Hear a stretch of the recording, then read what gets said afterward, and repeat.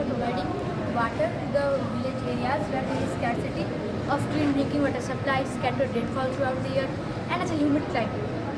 We are making the tower using a net called the Insecto net. This is not the net, this is just a prototype of our model.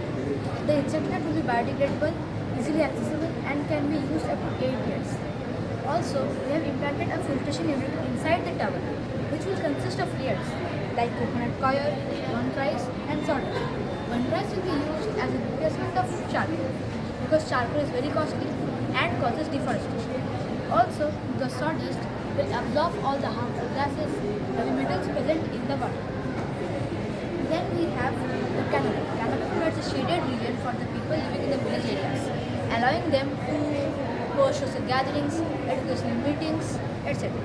The water that is collected from the tower through the factors of dew, fog and rain will be channelized into the underground tank.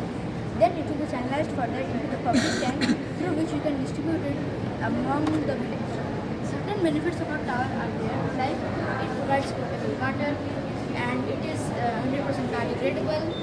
All the things that are used are easily accessible in the village. As we know, everything has certain pros and cons. Our tower also has certain challenges, like the government has to help with the initial setup cost. We have to do it in large scale. For example, we have to implant multiple number of towers in one village for providing ample water. Also, we have to set up camps for knowledge dissemination about the tower so that the people can implement it if any problem comes in the near future.